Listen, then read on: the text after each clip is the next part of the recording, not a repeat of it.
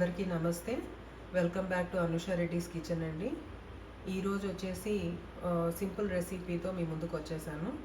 కోడిగుడ్డు ఆమ్లెట్ అండి.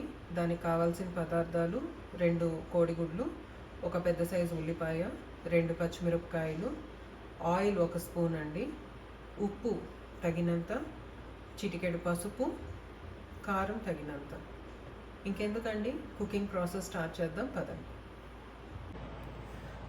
ముందుగా ఉల్లిపాయ, పచ్చిమిరపకాయలు బాగా వాటర్లో వేసి వాష్ చేసుకొని వాటిని కట్ చేసి పెట్టుకుందామండి. సన్న ముక్కలుగా కట్ చేయాలి.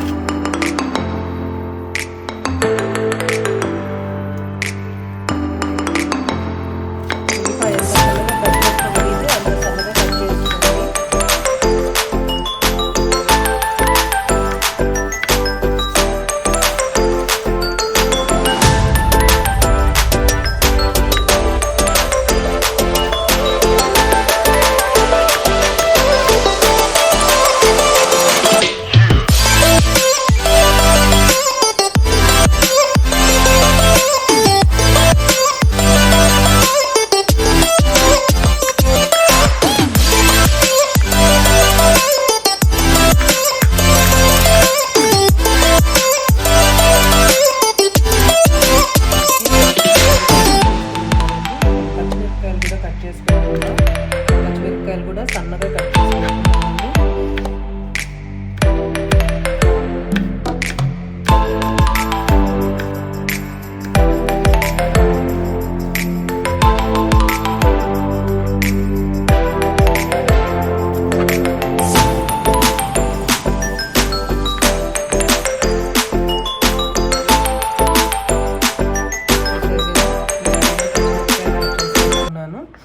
ఉల్లిపాయలు ఇప్పుడు కోడిగుడ్లు పగలగొట్టి దాంట్లో ఈ కట్ చేసుకున్న ఉల్లిపాయలు, పచ్చిమిరపకాయలు వేసుకుందాం.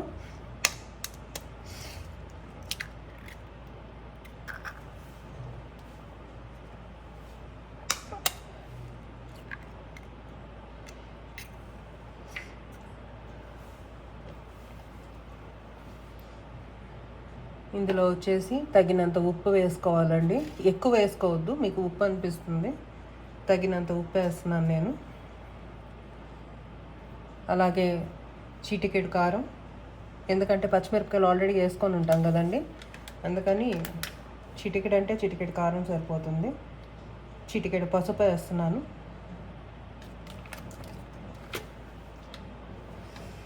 ఈ కట్ చేసి పెట్టుకున్న ఉల్లిపాయలు, పచ్చిమిరపకాయలు దీంట్లో వేసుకుంటున్నాను.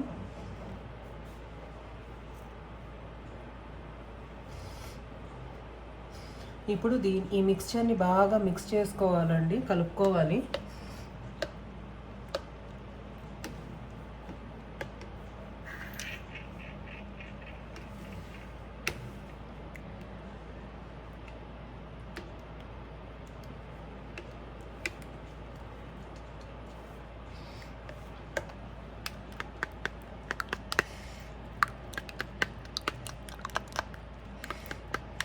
ఈ ఉప్పు, పసుపు, కారం అన్నీ బాగా మిక్స్ అయ్యేటట్టు బాగా కలుపుకోండి.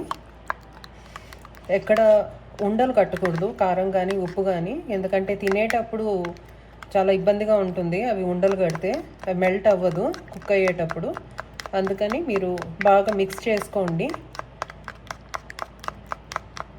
చూసారు కదా, ఎక్కడ ఉండలు అనేది కట్టలేదు ఇక్కడ నేను కలిపిన దాంట్లో.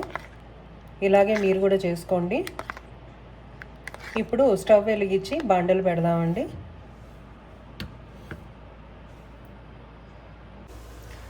ఇప్పుడు స్టవ్ మీద బాండలు పెట్టుకొని స్టవ్ ఆన్ చేసుకుందామండి.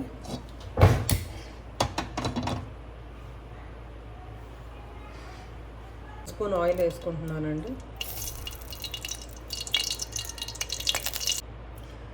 నూనె వేడెక్కింది కదా, ఇప్పుడు ఇందులో మనం కలిపి పెట్టుకున్న ఎగ్ మిక్స్చర్ని దీంట్లో వేసుకుందాం. వేసే ముందు మళ్ళీ ఇంకొకసారి దీన్ని మిక్స్ చేస్తున్నానండి, ఏదైనా లమ్స్ ఉంటే పోతాయని.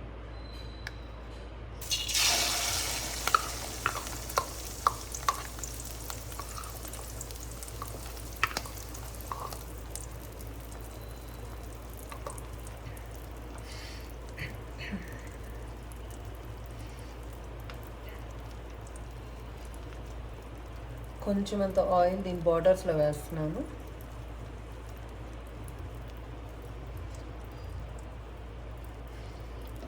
ఒక 2 మినిట్స్లో ఇది కుక్ అవుతుందండి. సో ఒక 2 మినిట్స్ వెయిట్ చేద్దాం.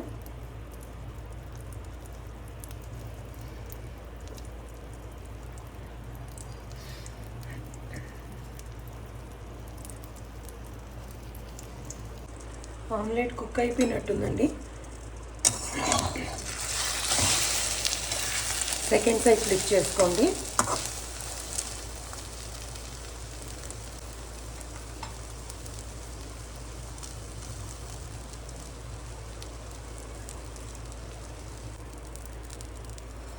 చూసారు కదండి ఆమ్లెట్ ఎంత బాగుందో, చాలా ఫ్లఫీగా కూడా ఉంది. ఇది ఒక్క ఆమ్లెట్ తింటే కడుపు నిండిపోతుందండి. ఇంక ఏ ఎక్స్ట్రా ఐటమ్స్ కూడా అవసరం లేదు. ఓవర్లోడ్ చేసుకోము మన కడుపుని. బ్రేక్ఫాస్ట్లో కానీ లంచ్లో కానీ బాగా ఆకలితో ఉన్నప్పుడు ఇట్లా ఆమ్లెట్ చేసుకొని తినేస్తే స్టమక్ ఫుల్ అయిపోతుంది. కాబట్టి మీరు కూడా ట్రై చేయండి, ఎలా ఉందో నాకు తెలియజేయండి కమెంట్ సెక్షన్లో. సో ఇప్పుడు ఆమ్లెట్ రెడీ అయిపోయింది కాబట్టి మనం సర్వింగ్ ప్లేట్లోకి సర్వ్ చేసేసుకుందామండి.